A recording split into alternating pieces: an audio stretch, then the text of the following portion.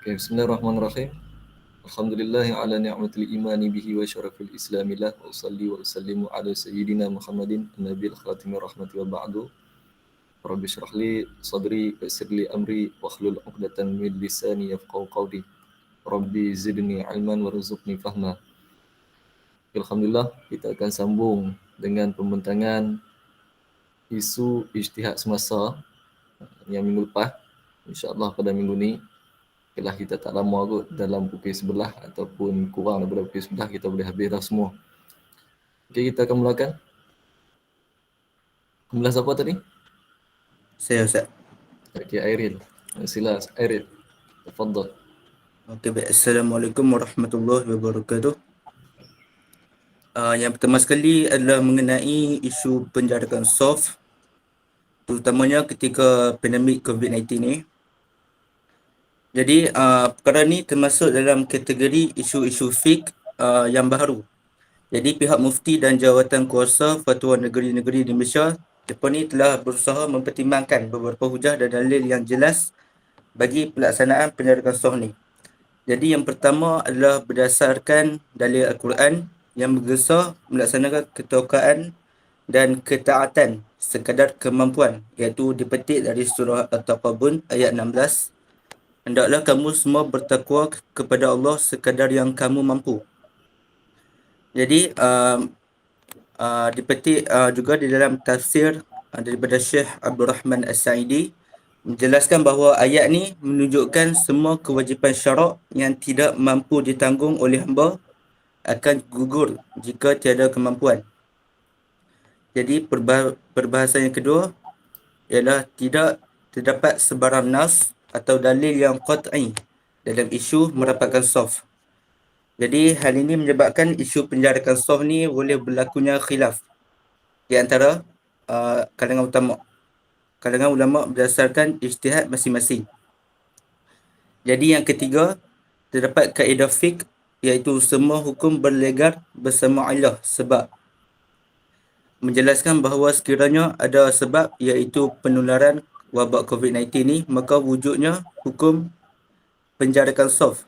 Jadi sekiranya tiada sebab, maka tiada hukum tersebut. Jadi yang keempat, merapatkan saf ni tidak termasuk dalam syarat-syarat sah solat berjemaah. Antara syarat sah berjemaah ialah berkumpulnya imam dan makmum di suatu tempat yang sama. Jadi walaupun penjarakan saf ni berlaku, ia tetap solat secara berjemaah ni tetap sah.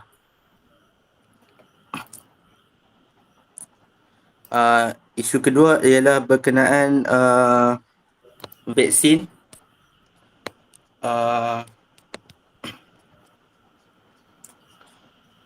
Isu vaksin ni diijtihadkan oleh ulama, hukumnya ialah harus, kerana ianya memberi manfaat kepada manusia lah untuk mendepani, contohnya ketika ni COVID-19 ni, untuk mengelakkan daripada wabak ni, pengambilan vaksin ni dijadikan harus. Tu Ustaz. Okey. Syukran Airil. Isu yang pertama berkenaan dengan penjarakan saf. Sebelum ni ada kumpulan mana atas dah sebut dah tentang penjarakan saf ketika pandemik, dah disebut. Tapi Alhamdulillah kamu dapat hurai secara terperinci dan persediaan yang baguslah. Yang kedua berkenaan dengan vaksin. Memang kedua-dua masalah yang kamu sebut ni isu semasa yang betul lah. Sangat contemporary macam dengan vaksin. Vaksin, kamu daftar tak? Kamu daftar vaksin tak? Ambil vaksin tak? Tak pergi. Tak pergi ya? Daftar tak? Daftar lah. Daftar dah. Cuma tak ambil lagi. Ustaz pun dah daftar dah. Katanya tingkatan 5, guru tingkatan 5 akan divaksin lebih awal lah. Pelajar tingkatan 5 Ustaz tak tahulah. Kalau kata kes ni berlarutan, mungkin kamu pun kena cucuk awal lah vaksin. Vaksin ni semua ulama seluruh dunia mengatakan harus. Tapi kalau perintah kerajaan kata wajib, kita kena wajib ikut. Macam sekarang ni dia masih lagi di tahap haruslah di Malaysia. Kalau kerajaan paksa suruh, kalau kerajaan kata wajib, maka wajiblah. Tapi setakatlah harus. Ustaz pun pada awal dulu dia was-was nak ambil tak ambil, nak ambil tak ambil. Tapi kalau kita tengok perkembangan semasa, vaksin ni dia membawa satu impak yang positif lah. Kalau kita tengok di Eropah, kalau siapa yang rajin tengok bola tu, kamu tengok penonton yang masuk di Eropah dah tak pakai mask dan tak ada dah penjarakan fizikal. Kerana apa? Kerana vaksin. Walaupun adalah certain case yang ramai juga tak setuju yang anti vaksin ni. Dia kata vaksin ni Yahudi semua agenda Israel. Tapi Israel rakyat yang paling ramai, majoriti yang mengambil vaksin. Kita pun semakin hari dah bertambah dah orang yang suka ambil vaksin. Dulu dia menentang. Macam Ustaz awal dulu slow sikit nak tengok dulu vaksin ni betul ke tak. Samping kita duk tengok dalam media sosial kan, orang duk viral macam-macam. Ada orang kata buh chip lah kan. Kalau letak besi dekat tempat cucuk tu, dia lekat. Macam-macam. Semua tu adalah palsu. Okey. Kamu macam mana? Ada pandangan lain tak tentang vaksin setakatlah? Kongsi sikit. Ada anti vaksin tak? Tak ada Ustaz. Mikael. Tak ada Ustaz. Kita Mikael. follow the flow. Kita follow the flow lah. Ya, ikut arus. Ya, betul tu. Yang tu yang tepat. Kamu dapat daripada mana, Mikael? Ayat ikut arus tu. Saya tengok berita tak? Tengok berita. Oh, Ya, tengok berita. Ustaz ingat kamu terpengaruh dengan Ustaz Hamzi. Ustaz Hamzi dia selalu kata, kita ikut arus lah, ikut arus. Ustaz awal tu tak setuju vaksin. Lama kelamaan, bila dah baca banyak-banyak, tengok kajian ni, tengok fatwa, lepas tu tengok yang realiti betul-betul di Eropah apa semua kan. Memang berkesan lah vaksin ni. Kita tengok ada dalam media sosial kan. Kamu tengok Amerika dulu, kes dia tinggi. Hari ni tengok kes dia berkurang banyak lah. Daripada zon merah ke semua kawasan, tinggal zon kuning dan zon hijau. Dia semakin pulih. Okey. Siapa yang akan bentang? Grup seterusnya. Kumpulan siapa? Airil sudah? Kumpulan Raudah? Siapa tu? Anis. Ya. Anis berkumpulan dengan Zahidah, Zahidah. Dia, Adatul, Adilah, Amy. Okey. Apa isu yang kamu nak kemukakan? Dua isu. Isu pertama berkaitan dengan penggunaan sel khinzir yang digunakan dalam ubat untuk merawat sel kanser dalam tubuh badan manusia. Isunya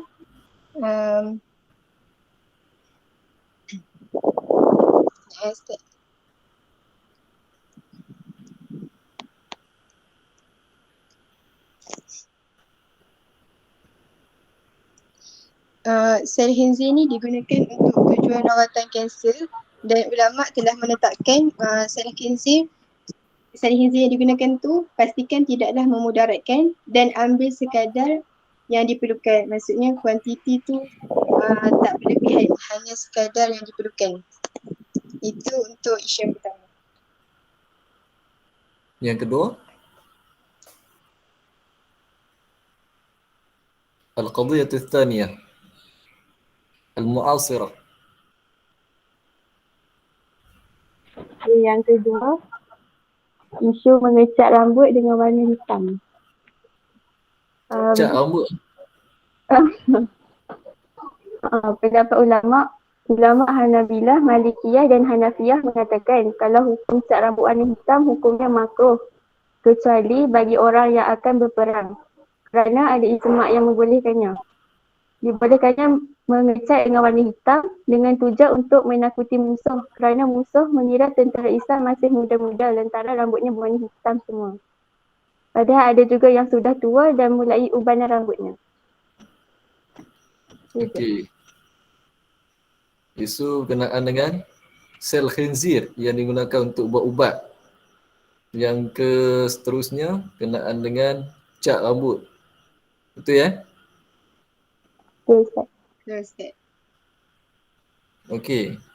Yang kamu bawa isu cat rambut tu isu semasa ke isu yang dah lama tu? Dia Indonesia Dah lama. dah lama kan? Ha, Okey. Tak apalah. Kita kongsi je. Nanti kamu cari isu yang baru lepas-lepas ni lah. Okey, seterusnya, kemudian seterusnya. Dai rambut lah untuk menakutkan musuh.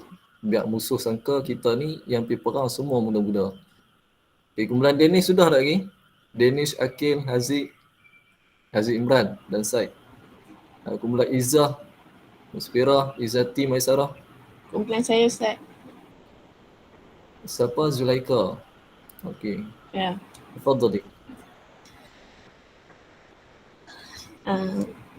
Isu yang pertama adalah kahwin melalui email elektronik. Ya. Perkahwinan dalam Islam merupakan kontrak hukum yang rasmi. Syariat Islam menitik beratkan pengumuman perkahwinan dan tidak mengizinkan sebarang keraguan. Jadi saksi nikah diperlukan. Apabila pihak-pihak yang nak berkahwin tak dapat hadir, maka mereka boleh melantik wakil. Orang yang akan berkahwin itu hendaklah melantik saudara lelaki ataupun saudara perempuan sebagai wakil. Melantik wakil melalui telefon, fax ataupun mail elektronik dibolehkan. Wakil itulah yang harus melakukan ijab dan kabul bagi pihak yang melantiknya. Jadi perkahwinan melalui mail elektronik tidak sah kerana suatu akad perkahwinan itu memerlukan saksi dan saksi itu mesti hadir semasa akad dijalankan. Isu yang kedua adalah Isu yang pertama berkenaan dengan apa? Pernikahan online ke apa? Pernikahan online. Tidak sah. Zulaika, tak sah. Ya Ustaz. Kamu baca daripada mana? Daripada laman web ni lah. Okey kita kongsi. Mungkin kena tengok balik laman web tu daripada mana. Sebab yang Ustaz tahu, fatwa mengatakan nikah online sah dan memang dijalankan daripada dulu lagi. Ustaz-ustaz kita pun ada juga yang nikah online, secara online. Nikah wakil pun ada juga dan dia sah. Contoh dalam waktu darurat macam lah, lockdown, total lockdown, walaupun tak secara total lah, lockdown, pergerakan terbatas, boleh nikah secara online dan dia ada syarat-syarat yang digariskan lah. Dia mesti line kena laju dan dia kena serentak lah, tak boleh line tu lambat 5 minit, 10 minit dan dia kena serentak. Dan dia ada beberapa syarat yang lain lah yang perlu diperhatikan. Dan kesimpulan dia nikah online ni adalah sah. Kesimpulan dia adalah sah. Okey, nanti kamu share link dekat Ustaz yang kamu baca tu daripada laman web tu. Boleh Zulaika? Boleh Ustaz, boleh. Ataupun kamu letak dekat ruang komen ni, dekat chat ni, room chat ni kan, in call message ni kamu letak link tu. Nanti Ustaz tengok laman web tu. Okey, isu yang kedua? Isu yang kedua adalah penceraian online. Penceraian secara bertulis adalah sah mengikut pandangan sebahagian ulama', terutama ulama' keempat-empat mazhab fiqh. Tapi sebahagian mereka berpendapat bahawa penceraian itu diterima walaupun si suami tidak berniat pun. Sebahagian yang lain pula berpendapat penceraian itu tak boleh diterima, melainkan penceraian itu memang diniatkan kerana sebab penceraian itu adalah merupakan penceraian yang meragukan. dua perkara penting yang perlu dilihat dan dinilai apabila suatu perceraian itu dilakukan. Yang pertama, jika si suami mengaku bahawa dialah yang mengarang surat perceraian itu, maka perceraian itu dianggap sah dan dikira bercerai dengan talak satu. Yang kedua, jika si suami tidak mengakuinya atau dia sedang bermusafir dan tidak dapat dihubungi, sedangkan si isteri menerima mail elektronik atau sistem pesanan ringkas, maka kita mengambil fatwa fiqh yang menyatakan kepastian tidak boleh dihapuskan dengan perasaan ragu semata-mata. Jadi perkahwinan itu tidak boleh dibatalkan ataupun perceraian itu sah, melainkan dengan adanya dua orang saksi yang adil dan yang membuktikan bahawa si suamilah yang mengirimkan kata-kata perceraian itu. Sekiranya tidak ada dua orang saksi yang adil dan si suami tidak mengaku menghantar SMS itu, maka perkahwinan itu masih sah. Okey, syukran Zulaika dan juga kumpulan. Alhamdulillah, dua masalah berkenaan penceraian online dan juga pernikahan secara online. Kalau kata dia hantar mesej, penceraian melalui mesej, yang tu dia kira talak apa? Soreh ke kinayah? Kamu dah belajar dah kan? Kinayah Ustaz. Kinayah ke soreh? Kinayah. Okey, ahsanti. Okey, seterusnya kumpulan Danish dah. Danish dah ke belum? Dah buat Ustaz, hak BKA terang tu lepas. Oh dah. Okey, kumpulan 5AF pula. Firdaus sudah, Iza Muhammad. Siapa dia? Kristina. Kristina kumpulan dengan Syaukina. Tak. Aisyah, Syamimi, Hidayah Aina. Okey.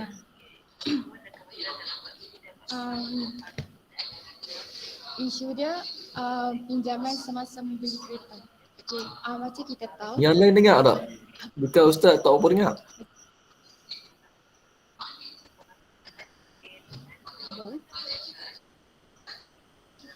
Dengar tak? Kena kuatkan sikit Kristina. Okey. Okey. Isu saya pinjaman semasa membeli kereta. Okey, macam kita tahu kalau dalam suatu jual beli, kalau ada jelas jugalah. Tak jelas. Yang lain dengar jelas tak? Tak dengar yang dekat isu tu Ustaz. Dengar. Dengar. Okey, kalau boleh kuatkan sikit lah ataupun dekatkan mic. Dengar tak? Tafadhali. Okey. Okey. Isu saya pinjaman semasa membeli kereta. Macam kita tahu kalau dalam suatu jual beli adanya unsur riba, mestilah benda tu haram sebab riba kan haram. Okay. Tapi dalam konteks nak pinjam ni kalau riba ni dari sudut keperluan, dia mestilah katakan keperluan benar-benar keperluan. Maksudnya kalau kereta, perlukan kereta, baru dia pinjaman tu barulah boleh adanya unsur riba ni. Okey. Macam katakan kereta tu harga dia adalah 70,000. Tak semua orang ada duit 70,000 tu seketul macam tu kan. So mesti ada kena buat pinjaman. Okey, katakan dia buat pinjaman dekat bank. Dan bila kita buat pinjaman dekat bank, bank mestilah akan kenakan interest terhadap seseorang tu. Dan interest tu lah merupakan riba yang nak bagi tahu sekarang ni. Okey.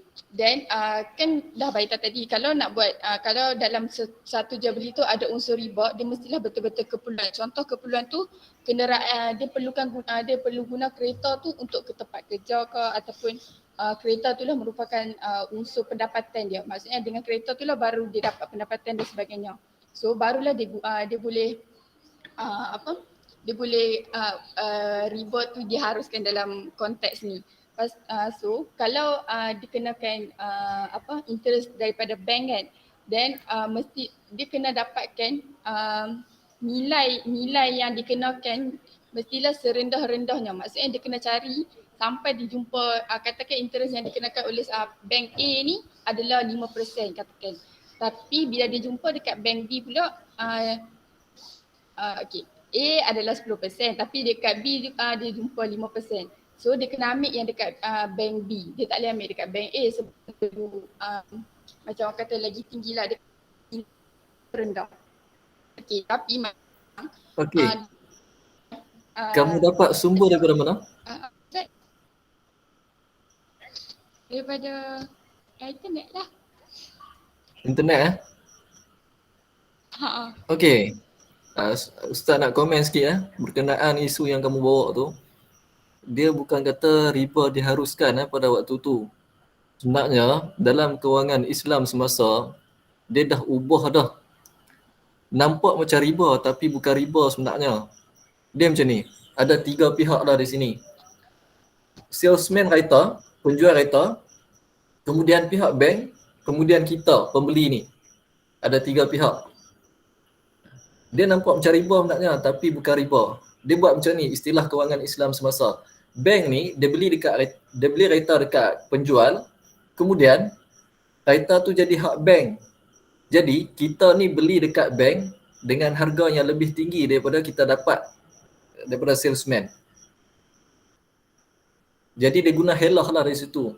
Dia tak panggil riba lah. Dia tak panggil interest tu memang riba.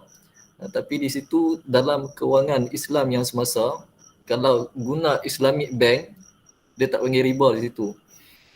Tapi kalau guna bank konvensional, adalah bank yang masih lagi belum Islamic, banyaklah lah ni kalau kita tengok kan, semua dah Islamic dah. RHB Islamic Bank, Hong Leong Islamic Bank, semua dah tukar dah kepada sistem kewangan Islam. Boleh nampak kat itu? Istina. Boleh. Yang lain-lain nampak? Bukan kata beli kereta sajalah, beli apa-apa pun, kebanyakan akad dia buat macam tu. Bank beli dulu kepada penjual, kemudian kita beli dekat bank. Memang harga mahal, nampak macam riba. Tapi sebenarnya, tu dia panggil helah. Boleh faham tak? Yes. Yang lain faham tak? Faham Ustaz. Okey. القضية الثانية المعاصرة ما هي؟ Ustaz. Jawab. Isu yang kedua, Istina. saya Ustaz. Ya. Terima kasih. Isu yang kedua, isu zakat pendapatan ataupun zakat gaji. Zakat ni, dia tak ada dalam nas atau kitab. Lepas tu, tiba-tiba mengikut peredaran zaman, ramai umat Islam yang dapat gaji bulanan. Lepas tu, isu ni jadi perdebatan antara ulama sama ada sesuai dijadikan sumber zakat atau tak. Idea zakat pendapatan ni dilontarkan oleh Syekh Dr. Yusuf Al-Qadrawi dalam kitabnya Fiqh Az-Zakah. Pada awalnya, zakat pendapatan ni tak ditolak oleh ramai ulama. Lepas tu sebab dia ditolak sebab dia hanya bergantung pada kias sahaja. Lama-lama idea ni semakin diterima sebab dia membawa kemaslahatan kepada pihak asnaf. Itu Ustaz. Okey. Syukran. Isu dia zakat pendapatan. Okey. Ramailah awal dulu memang semua tolak. Saya ingat Ustaz waktu tahun 2007 kot. 2007. Ramai orang tolak. Diperkenalkan zakat pendapatan tu awal lagi. Tapi tahun 2007 tu ramai orang tak setujulah. Lama-kelamaan Ustaz pun bayar zakat. Lah ni pun Ustaz pun dah start dah potong untuk bayar zakat. Ramai dah setuju. Atas sebab apa? Melihat kepada maqasidus syariah yang akan kita bahaskan pada hari ini. Okey, Ustaz tak mau buang masa. Terima kasih kepada kumpulan pembentang dan perbincangan kamu. Dan kita akan mulakan Al-Maqasidus Syariah. Siapa yang akan bentang, yang awal-awal ni? Silakan.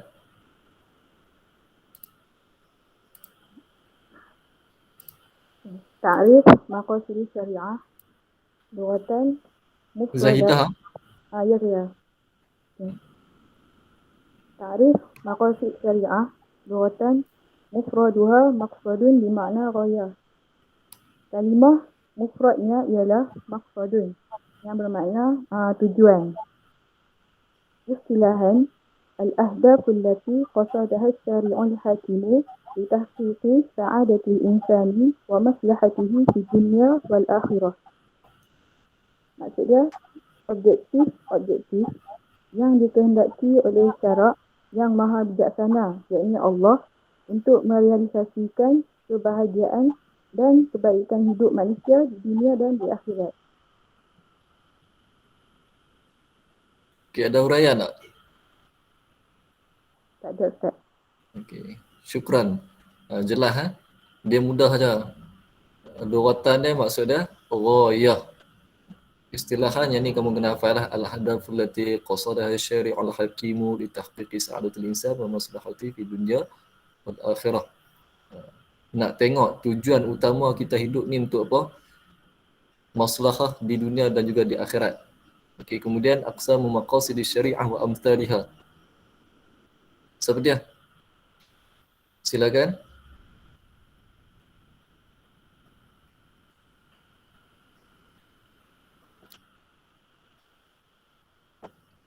Siapa dia?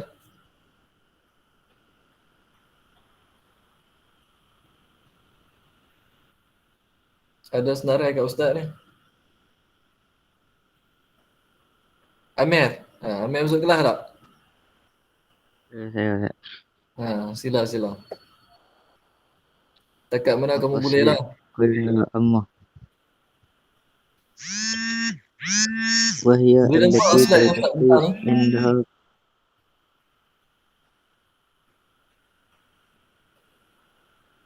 وهي التي تلتقي عندها كل أحكام الشريعة بحيث لا يكون حكم منها إلا وهو منتهٍ في غايته البعيدة إلى تحقيقها.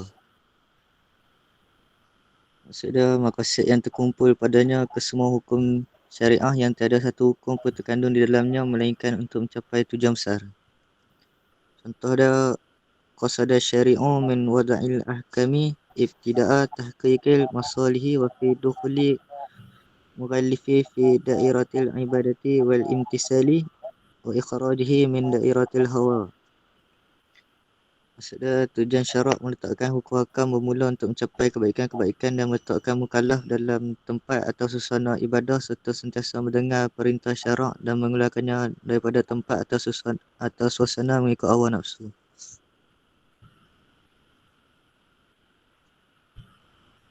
Next, al-maqasidul khassah.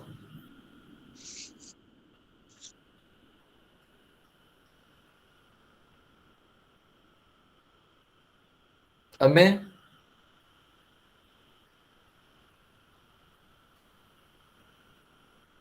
Amir buat apa Amir? Bukan saya Ustaz. Yang tu saja. Al-maqasidul khassah sebenarnya. Tak ada. Ustaz tak tulis. Okey. Tak ada uraian? Tak ada Ustaz. Yang tu je. Tak ada. Kamu hanya baca terjemahan saja. Kalau boleh carilah. Tak Ustaz pun jumpa. baca mesej kamu. Malam Ustaz baca tapi nak tulis pun Ustaz tak tahu nak tulis apa. Dia dekat bahagian ni perincian dia payah sikit lah. Aqsamu maqasidi syariah bihasbil manat. Manat tu maksud apa? Manat tu dia seerti dengan illah ataupun sabab. Kamu tulis sikit dekat buku kamu. Pembahagian maqasid syariah. Tujuan syariah ni mengikut ataupun kalau kita nak nilai melalui illah. Yang pertama al-maqasidul kulliyah al-ammah. Maqasid syariah yang pertama dia merujuk kepada, dia melihat kepada sesuatu yang umum secara keseluruhannya. Tujuan utama dia, penghujung dia adalah beribadat dan juga mematuhi perintah Allah Subhanahu Wa Taala. Jadi bila syarak dia turunkan perintah, contohlah perintah, contoh, ini contoh saja. Perintah solat, perintah tayamum lah senang. Bila orang tanya, pasal apa tayamum kena dengan tanah, tak kena dengan benda lain? Mestilah objek yang nak ditayamum tu, bahan dia mestilah tanah. Tak perlu kepada benda lain. Sebab apa? Bila syarak cari, tengok tak ada. Last sekali dia buat kesimpulan dia hanyalah beribadat dan juga mematuhi perintah Allah Subhanahu Wa Taala saja. Itu maqasid yang umum. Kita melihat daripada sudut umum, penghujung dia adalah taat kepada perintah Allah Taala. Adapun yang khassah ini, kalau yang khassah ni dia lebih khusus. Kalau bulatan yang besar tu, al-kulliyatul ammah duduk di luar sekali. Dalam bulatan tu al-maqasidul khassah. Dia kecil sikit. Kalau tujuan sesuatu perintah tu, tengok. Dia lebih kepada masalah khusus. Dia tengok kepada maslahat ataupun maqasid yang khusus dalam bidang tertentu. Contohnya dalam bidang kekeluargaan lah. Apa dia maksud dia? Maksud lah. Mufrad dia maksud, jamak dia maqasid. Tamtinu asiratil qarabah. Maksud dia mengukuhkan, menguatkan tali persaudaraan antara kerabat. Contoh dia apa dia? Kalau syarak suruh jaga silaturahim, tak boleh bermusuhan antara satu sama lain. Haram hasad dengki. Untuk apa? Tamtin wa asratul qarabah. Maqasid dia lebih umum, lebih khusus. Kalau yang tadi umum betul, kok mana pun kalau kita tengok, kok mana pun untuk mentaati perintah Allah Subhanahu Wa Taala. Tapi kalau tengok lebih khusus sikit, dia untuk apa? Untuk menjaga hubungan kekeluargaan. Kemudian al-juz'iyah. Al-juz'iyah siapa dia? Afifuddin. Ya, Ustaz. وهي التي تهدف إلى تحقيق أحد الأحكام الشرعية. Maqasid matlamatnya yang untuk menentukan yang terdapat dalam hukum-hukum syarak. Dan nanti kata ni apa maqasid juz'iyah ni dia macam tujuan untuk satu hukum syarak saja. Kalau macam maqasid al-qassah ni sebelum ni dia lebih kepada kumpulan himpunan tujuan dalam satu bahagian. Tapi kalau maqasid juz'iyah ni dia lebih kepada satu hukum syarak saja. Sebagai contoh, hukmul wudu' maqsiduhu tahqiq at-taharah. Hukum berwuduk adalah untuk bersuci. Contoh yang kedua, hukmu tahrim al-maisir wal qamar maqsiduhu naz'u asbab al-fitnah wal adawah. Tujuan hukum pengharaman Maqsaduhu. Maqsaduhu. Hukmu tahrim al-maisir wal qamri maqsaduhu naz'u asbabil fitnati wal adawati. Tujuan hukum pengharaman judi dan arak adalah untuk menghilangkan sebab-sebab yang boleh membawa kepada fitnah dan permusuhan. Okey. Kalau al-maqasidul juz'iyah ni dia lebih lagi khusus lah daripada yang khusus tadi. Juz'iyah ni lagi detail lah, lagi dalam. dan dia perlu kepada menyebut hukum sama ada wajib, haram, makruh, sunat dan juga harus. Dia sebut hukum terus. Contoh dia bagi dekat situ, tahrimul maisir wal khamri, haram judi dan haram arak. Dia punya maksud dia apa? Dia punya tujuan dia apa? Naz'u asbabil fitnah wal adawah, membuang sebab-sebab yang mengundang kepada fitnah dan permusuhan. Macam tu juga wuduk. Hukum wuduk adalah kalau nak solat wajib. Sebab apa? Tahqiqut taharah. Sebab syarat dalam solat, salah satu syarat adalah hendaklah bersuci. Dia sebut hukum terus. Tu melihat kepada juz'iyah. Kalau khassah dia lebih besar sikit. Kalau al-kulliyah al-ammah secara umum memang besar sungguhlah. Bila dicari tak ada dia punya illah dia. Last sekali tujuannya adalah untuk mentaati perintah Allah SWT. Kalau al-maqasidul khassah dia punya tujuan dia dalam bidang yang tengah-tengah. Taklah terlalu umum, tapi dia ada bidang dia, bidang kekeluargaan, bidang harta, bidang apa lagi? Bidang agama dan lain-lain lagi lah. Okey, teruskan lagi. Ustaz tak berniat nak panjang ni. Dan tak kita habis ke sebelah. Okey, cepat. Al-maslahah ad-darurah aina aqilah.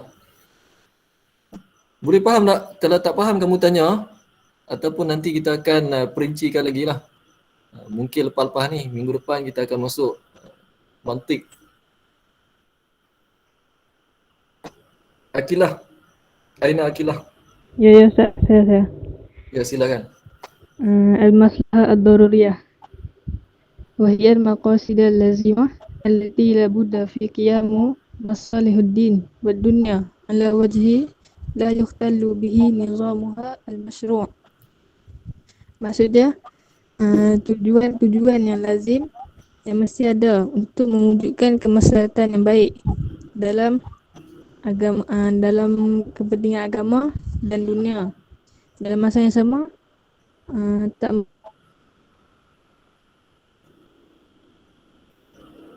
ومجموع المقاصد الضروريات خمسة وهي حفظ الدين والنفس والعقل والنسل والمال. Dan tujuan ni ada 5, iaitu menjaga agama, menjaga diri, akal, keturunan dan harta.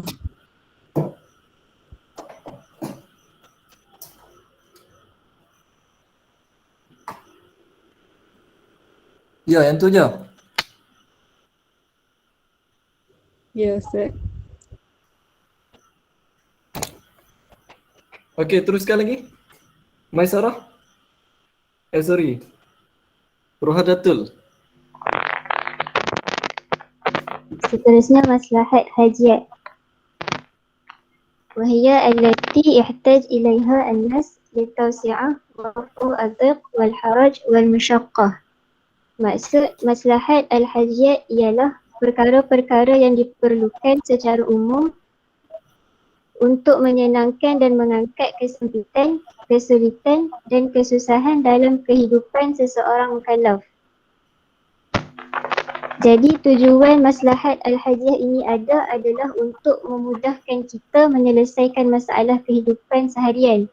Seandainya maslahat hajiyat ini tidak ada, dia tidaklah memusnahkan kehidupan, cumanya dia akan memberikan bebanan serta kesukaran untuk kita menjalankan sesuatu perkara. Seterusnya contoh, maslahat al-hajiyah ini dia fokuskan kepada 4 perkara, iaitu dari segi ibadat, muamalat, adat dan juga jinayat. Tetapi contoh ni dia hanya bagi 2, iaitu ibadat dan juga muamalat. Dari segi ibadat diberikan rukhsah ataupun keringanan ketika mana sakit dan juga bermusafir. Yang kedua dari segi muamalat, poin dia adalah bai'us salam, iaitu adanya akad jual beli ketika iaitu adanya akad jual beli. Secara asas hukum jual beli perlu ada akad, tetapi sekarang dipermudahkan kepada kita untuk membeli barangan secara atas talian tanpa perlu ada akad antara penjual dan juga pembeli. Itu je Ustaz. Okey. Bai' salam tempahan kan? Kalau al-musaqah tu berapa? Tak pasti. Tak pasti. Kamu cari tak?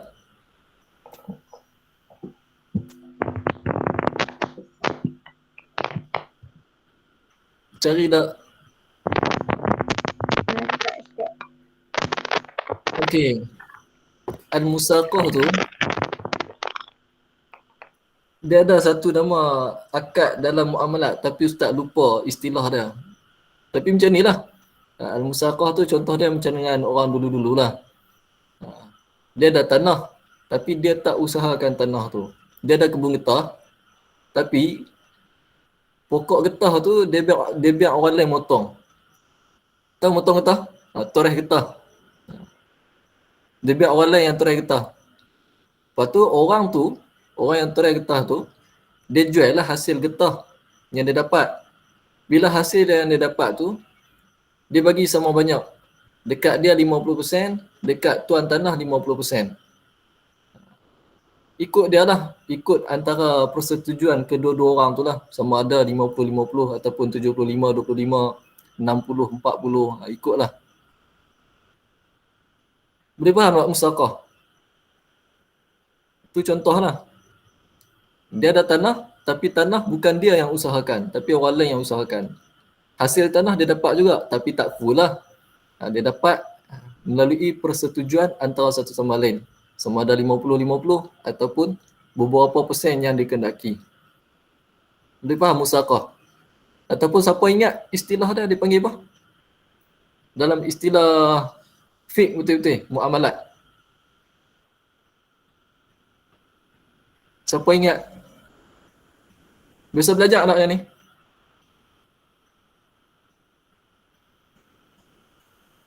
No response. Baik salam biasa belajar kan?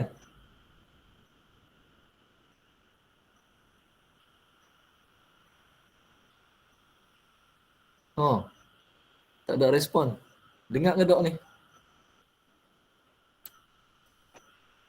Hello, dengar ke tak? Dengar Ustaz. Tak biasa dengar musaqah. Salam bisa dengar? Saya tak biasa. Tak biasa juga? Oh. Tapi tak ada respon. Bila tak ada respon, Ustaz risau. Ustaz terputih line apa? Okay, next. Saya Haikal. ya. Ha. مصالح تحسينية وهي التي تليق بمحاسن عاداتي ومكارم أخلاقي. Ada Islam kalau baca biar bunyi jelas bi mahasinil adati wa makarimil akhlaq. Okey. Biar bunyi. وتأنفها العقول راجحة. وتأنفها العقول راجحة. Maslahah yang layak dengan kecantikan adat dan akhlak mulia serta boleh diterima oleh akal yang baik. Contohnya at-taharah wa sitru aurati. Satrul aurah. Sitrul aurah wa adab.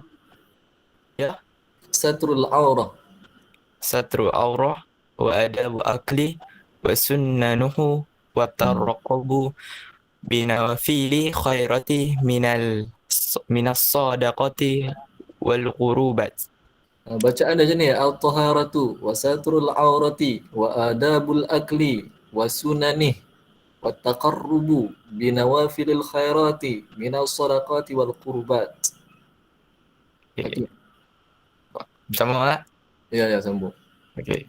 Maksudnya bersuci, menutup aurat, ada adab makan dan sunnah-sunnahnya serta bertakarrub dengan amal sunat seperti sedekah dan ibadah-ibadah lain. Maksud bertakarub tu mendekatkan diri kepada Allah. Untuk Apa uraiannya? Al-masalih at-tahsiniyah ni. perayaan saja. saya tak tahu. Tak tahu, cari tak? Saya cari lah tapi tak jumpa-jumpa. Tak cari betul-betul. Macam dengan Roha tadi penerangan yang baiklah. Kalau al-maslahah ad-daruriyah ni, dia keperluan yang mendesak. Apa dia keperluan yang mendesak? 5 benda tu lah. Hifzuddin, hifzun nafs, al-aql, wal-nasal, wal-mal. Yang Ustaz terangkan dalam kelas. Banyak kali dah Ustaz ulang dah ni. Yang tu yang perlu betul-betul syarak ambil berat. Kalau al-maslahah al-khajiyah ni, dia taklah sampai, dia keperluan juga tapi tak betul-betul darurat. Darurat ni boleh menyebabkan kematian lah. Keperluan asas betul-betul. Kalau al-maslahah al-khajiyah ni keperluan juga tapi taklah mendesak. Macam dengan keringanan semasa musafir, kita boleh solat jamak.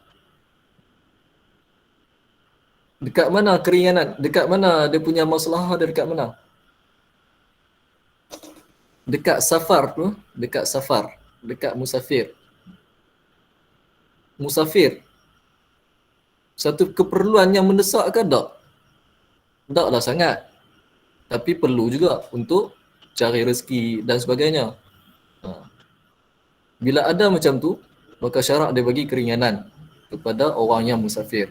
Dia boleh solat jamak dan qasar. Macam tu juga al-musaqah boleh, bain as-salam boleh. Kalau al-masalih at-tahsiniyah ni, dia lebih kepada aksesori.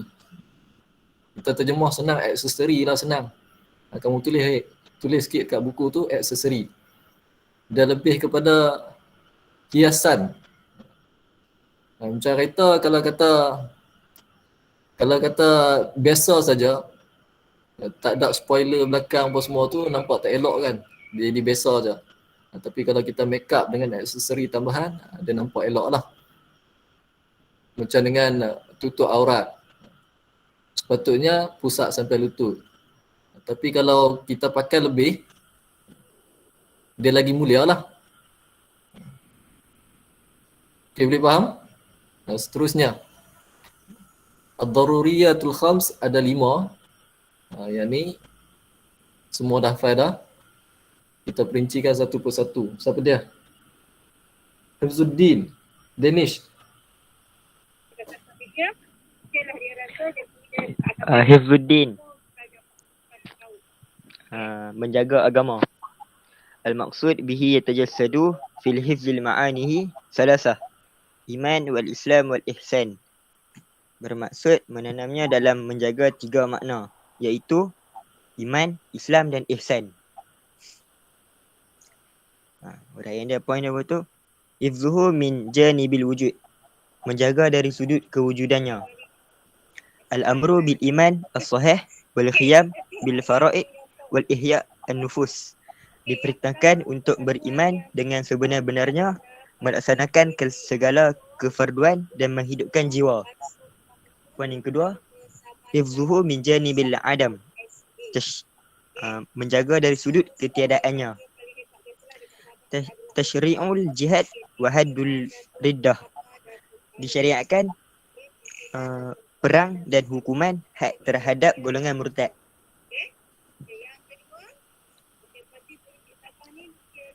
At-tatbiq, pelaksanaan dia tu. Apa maksud dia tu? Janibul wujud ataupun janibil adam. Apa maksud dia? Tak tahu tak? Tak tahu. Yang lain tahu tak? Yang lain yang kena bentang hifzun nafs, hifzul aql, hifzun nasal, Aisyah Zubair Maisarah Alif Izzati. Tahu tak? Apa dia tu? Janibil wujud, janibil adam.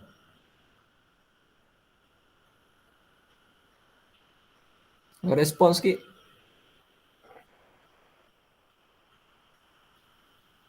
Okey, terima kasih Danish. Kalau agama melihat kepada tiga benda itulah iman, Islam dan ihsan. Janibul wujud ni maksud dia nak pelihara agama, nak bagi memastikan dia sentiasa ada. Macam mana nak bagi pastikan agama ni sentiasa ada? Allah Ta'ala suruh kita beriman dengan iman yang betul-betul. Kemudian buat apa yang difardukan. Kemudian hidupkan jiwa. Kalau kata nak pelihara agama daripada tak ada langsung ni, agama ni sepatutnya ada, tapi kita nak pelihara daripada tak ada. Jadi Islam suruh apa? Suruh berjihad. Kalau kata musuh tu nak menentang Islam, nak bagi Islam ni dah tak ada dah dekat muka bumi ni, sebab tu agama Islam dia syariatkan berjihad supaya nak memastikan agama ni terus ada. Wahaddur riddah maksudnya hudud dikenakan kepada orang yang murtad. Sebab apa? Sebab nak pastikan agama Islam tu sentiasa ada. Ataupun kalau kita nak terjemah dari sudut satu pandangan yang lain, dia kata janibul adam ni iqab lah ataupun azab. Okey, hafzun nafs. Aisyah Zubair.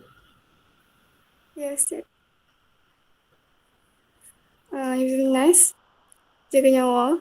Al-maqsud bihi ismatu zati al-insaniyah li'anasirha al-madiyah wal-ma'nawiyah. Maksud dia bermaksud memelihara zat kemanusiaan pada unsur-unsur fizikal dan mental. Tadbir dia tu, perasaan dia tu terbagi pada dua aspek. Yang pertama, Yuzuhan min janib al-wujud. Contoh dia macam al-amaru bitanawuli ma taqumu bihin nafsu min akli wa syurbin wa alijin.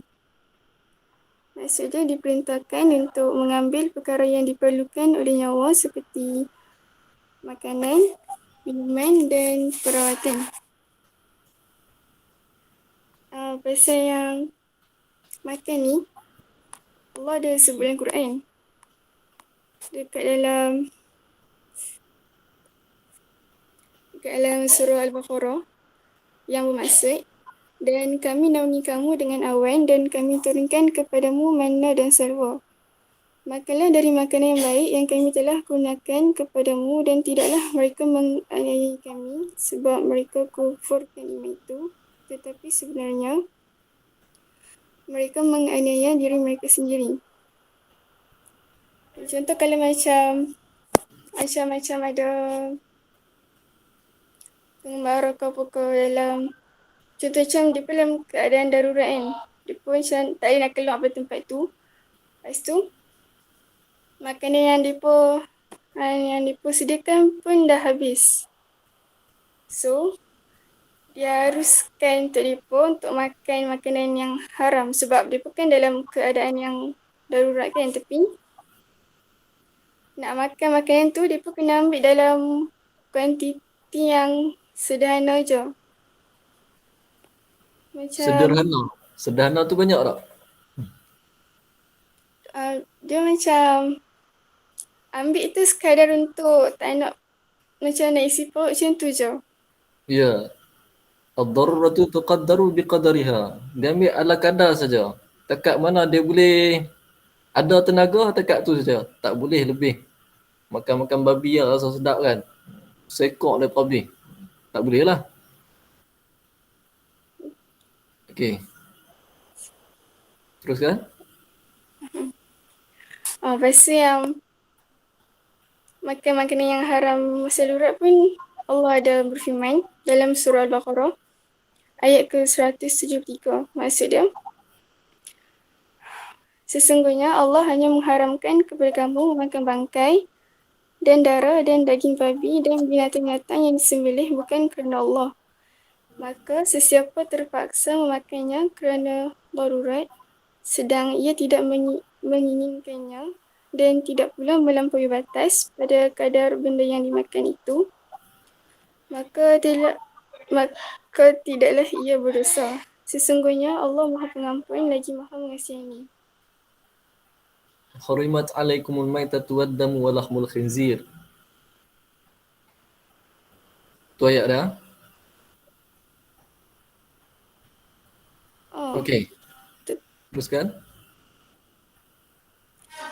lepas tu pelaksana yang kedua pula, Hifzuha min jani wal adami, menjaganya dari segi ketiadaan. Maksudnya kes tu nak kata jaga diri kita daripada dibunuh gitulah. Maksud contoh di kes tu man uqital wa tashra'al qisas. Min janibil adam tu maksud apa? Yang Ustaz terjemah Ustaz. Nak memastikan jiwa tu terus hidup. Jadi syariat man'ul qatli, melarang daripada pembunuhan, wa tashri'ul qisas. Disyariatkan qisas. Qisas ni dia bunuh balas. Okey. Hifzun nafs. Contohlah antara fatwa yang dikeluarkan oleh ulama, kalau kata ibu mengandung, ibu tu dah mati, tapi bayi dalam kandungan tu masih lagi hidup. Boleh tak?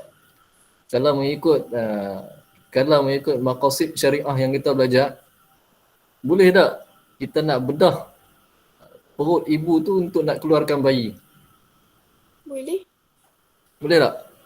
Boleh? Sebab apa? Sebab Nak jaga nyawa. hifzun nafs. Sebab tu dalam maqasid syariah ni dia penting untuk keluarkan hukum. Penting untuk keluarkan hukum. Nak tengok mana satu. Hifzul aqli ke, hifzul nasal ke, hifzul din ke. Kalau dalam masalah tadi dia melibatkan hifzun nafs. Ada nyawa, menghormati nyawa dengan lagi satu, kalau kita memudaratkan mayat pun tak boleh juga. Naknya tak boleh juga.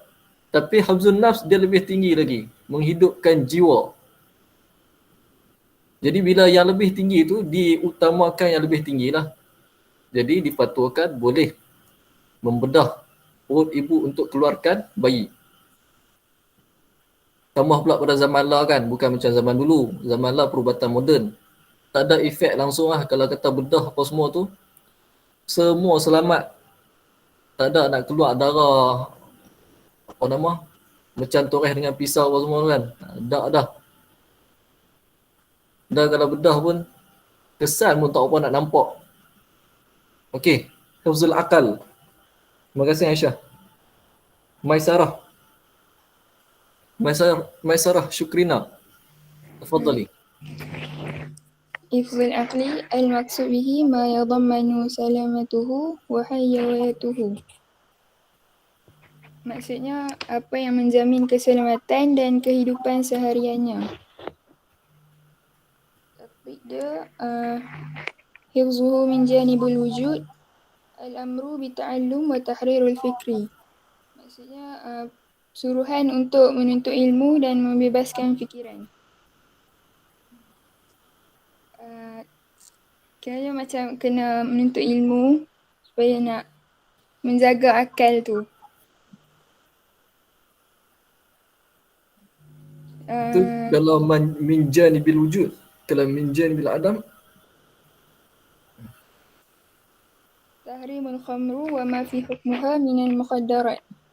Maksudnya pengharaman arak dan benda-benda yang ada ilah sama dengan arak tu, iaitu memabukkan. Sebab kalau minum arak ni, dia akan membuatkan kita menjadi lebih tak waras dan kurang rasional. Jadi dia akan memudaratkan diri dia sendiri dan orang lain. okey, syukran Maisarah. Yang semua ni kamu kena hafal min janibil wujud dengan min janibil adam. Kena hafal satu persatu. Boleh kata kalau bidang usul fiqh, manahij ni semua kena hafal. Melainkan kalau kamu faham lah. Kalau kata faham, Min janibil adam, kamu bagi contoh yang lain pun tak ada masalah. Okey. Hifzun nasal.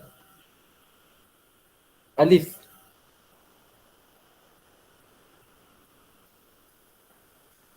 Al-maqsudu bihi. Hifzun nasal, menjaga keturunan. Al-maqsudu bihi domanul istimrar an-naw' al-insani fil ajalil muta'akibah. Bermaksud jaminan untuk meneruskan keturunan bagi generasi akan datang. Tatbik dari segi kewujudan, al-hathu ala zawaji wa targhibu fi. Digalakkan untuk berkahwin. Dari segi ketiadaannya, mu'akibatul munharifin al-mumarisin zina awil liwat atau as-suhab.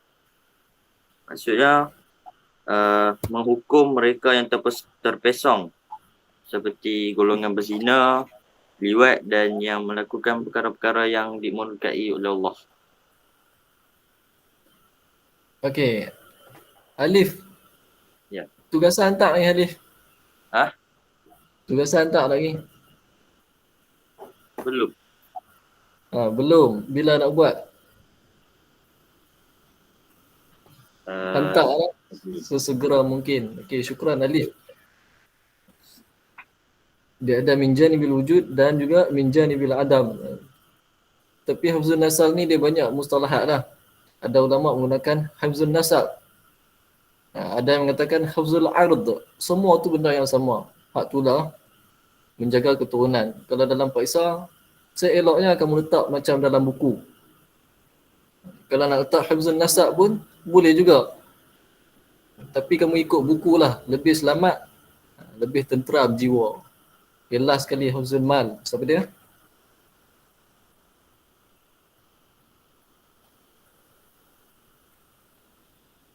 Maka hifzul mal, izati. Yang kelima, hifzul mal, menjaga harta. Al-maqsudu bihi inma'uhu wa isra'uhu wa siyanatuhu minat talafi wa dhi'a wa nuqsan. Bermaksud menyuburkannya dan memeliharanya daripada rosak, musnah dan berkurangan. Hifzuhu min janibil wujud, menjaga supaya ia kekal wujud. Al-hathu ala amal wa darbu fil ard wal bathu anil rizqi wal hufaz ala al-bi'ah. Digalakkan untuk bekerja dan berusaha, seperti berusaha mencari rezeki dan Maksudnya, Islam menggalakkan umatnya untuk berusaha mencari rezeki di muka bumi Allah SWT dengan tekun dan bersungguh-sungguh. Hifzuhu min janibil ard. Wadarbu fil ardi itu maksud apa? Ad-darbu.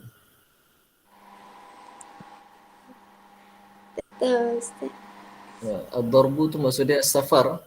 Dia seerti dengan safar. Tapi dia lebih umum. Umum tu maksud dia macam mana? Safar kadang boleh jadi dekat ataupun jauh. Tapi kalau ad-darbu ni safar musafir yang dekat dan juga jauh. Terjemah safar lagi sebab kita nak sebut perkataan safar. Okey, as-safar pula perjalanan yang jauh saja. Kalau ad-darbu dekat dengan jauh. Dia sama perkataan dengan as-safar. Nak kata sama sebiji tak? Cumanya hampir samalah. Ad-darbu sama ada musafir dekat ataupun jauh. As-safar jauh saja. Okey. Hifzuhu min janibil adam. Hifzuhu min janibil adam, menjaga supaya tidak hilang. Tahrimu as-sariqah wal ghishi wal rashwah wal riba. Diharamkan mencuri, menipu, rasuah dan riba. Islam ni melarang perbuatan mencuri, menipu orang lain, mengambil tanpa kebenaran dan sebagainya.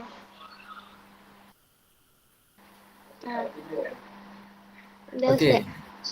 Syukran. Ada apa-apa soalan tak? Berkenaan maqasid syariah. Tak ada Ustaz. Tak ada? Ya, Ustaz ada tugasan berkumpulan yang sama. So cari 2 artikel atau keratan akhbar. Akhbar yang kamu cari tu naklah sekitar Hifzu Ad-Daruriyatil Khams. Kumpulan pertama siapa dia? Sebut dia. Tajuk artikel. Kalau boleh Ustaz nak suruh bentang sebenarnya. Bentang tajuk ataupun gambar. Ada tak? Kumpulan yang pertama siapa dia?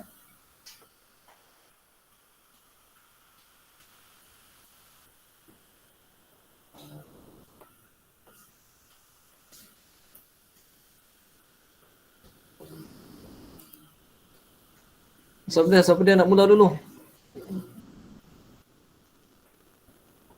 Mula cepat, habis cepat. Takkan nak tangguh minggu depan kita nak masuk mantik.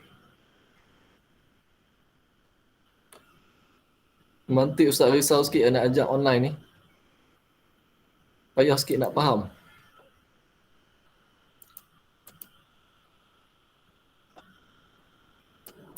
Siapa dia kumpulan pertama? Saya Ustaz.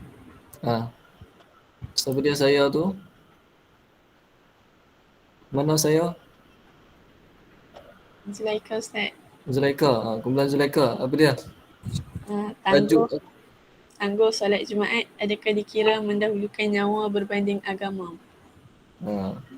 Yang tu hifzu apa? Hifzun nafs.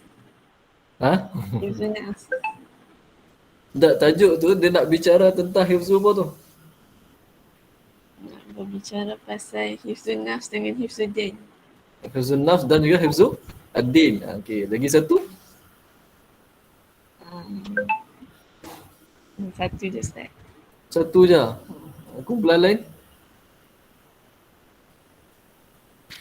Saya Ustaz. Siapa tak? Aisyah. Aisyah. Apa dia? Nilai nyawa dan hukuman pembunuhan. Ini pasal hifzun nafs. Lepas tu maqasid hukum kisah tarafan anak. Tak jelas. Ulang ni. Yang pertama, nilai nyawa dan hukuman pembunuhan.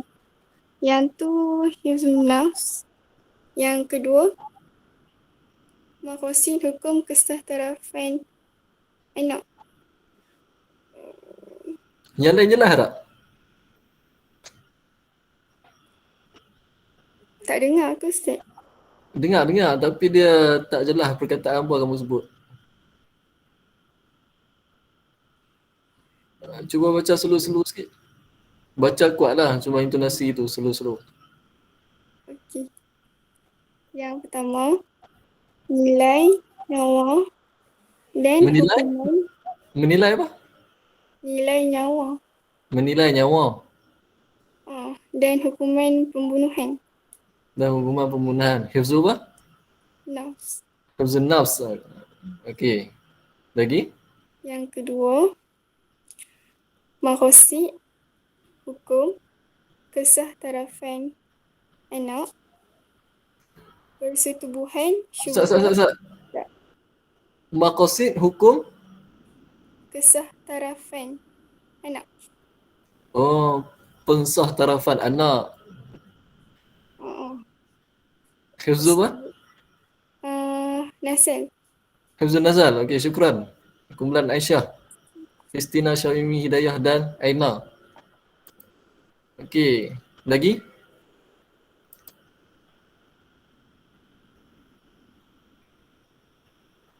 Nak kenal pasti tu senang kan? Nanti kalau soalan Pak Isa dia naik tajuk-tajuk tu, kamu tentukanlah yang mana satu. Hifzuddin ke, Hifzun Nasal ke. Kalau dia minta satu lagi, min janibil wujud ataupun al-adam, kamu kena tentukanlah. Okey, lagi kumpulan. Sebut je. Ustaz tak suruh terang pun. Cari tajuk je, bukan payah pun. Tugasan lain banyak tak?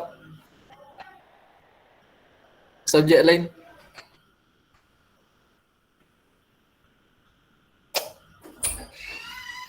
Haziq Imran keluar masuk ni. Tugasan Yes, subjek Ustaz. ni banyak tak? Atilah. Tentang pencegahan rasuah. Perintah pencegahan rasuah. Tu Hifzul apa? Dumal maksud dia. Hifzul Mal. Okey. Satu lagi tajuk?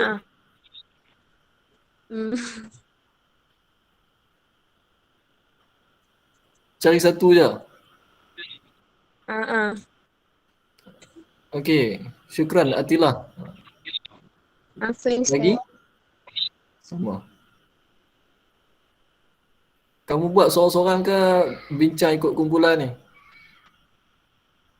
Kumpulan. Satu masalah je. Lagi satu. Mesti banyak keratan akbar. Kamu baca, kamu tak baca dah soal abang, Ustaz tahu. Tapi kamu baca online banyak kan? Satu lagi pasal vaksin, Ustaz. Apa dia? Satu lagi? Vaksin. Vaksin. Tajuk dia apa dia?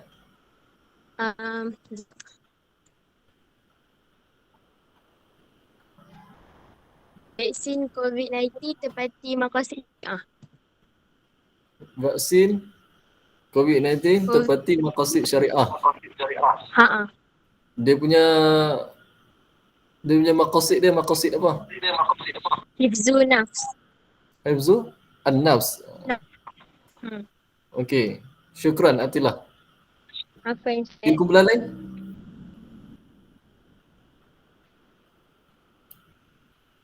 Atilah sudah. Atilah kumpulan dengan Emilia, dia. Ni kumpulan lelaki mana? Danish, Akil, Haziq Imran, Said. Zulaika sudah. Mikael, Afifuddin. Kumpulan lelaki yang tinggal. Kumpulan 5AF pun banyak lagi ni. Tak ada ah?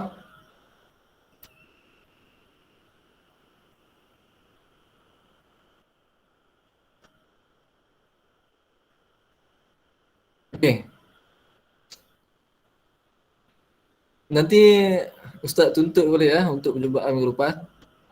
Yang ketinggalan tu, yang tak bentang, yang tak bincang, sebut masalah dan sebut maqasid dia. Dan hari ni 33 orang yang masuk, 32 orang, 33 yang masuk. Haziq Imran. Left out. Okey. 33 orang yang masuk daripada 41.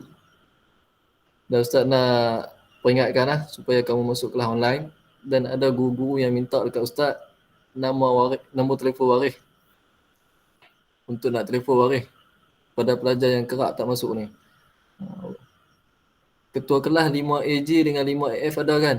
Satgi hantar dekat Ustaz nama yang tidak hadir kelas pada hari ni. Ustaz hantarlah screenshot dalam grup. Nanti kamu tengok siapa yang tak ada. Ataupun belum, tak apa kalau kamu nak tengok. Lepas tu hantar dekat Ustaz nama-nama yang tak masuk kelas. Muhaimin masuk tak Muhaimin? Respon sikit Muhaimin. Tak ada kan? Muhaimin buat apa sebenarnya? Siapa tahu?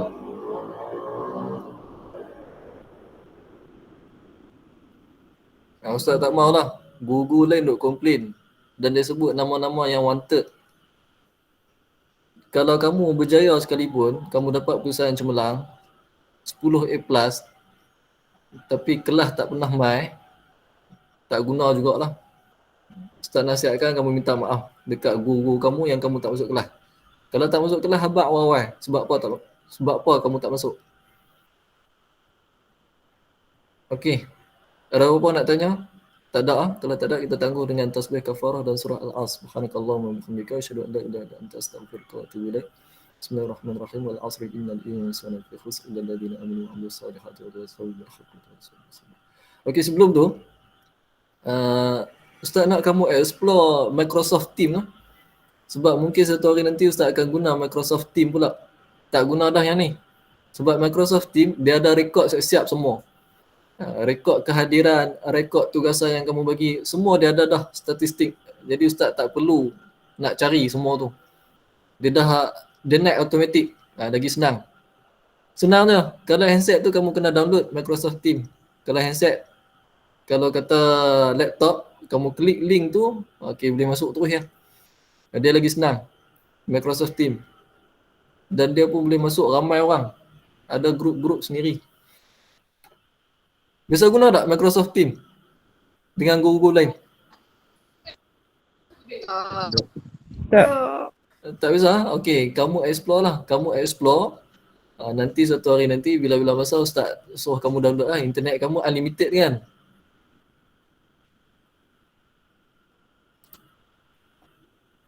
Unlimited ke tak?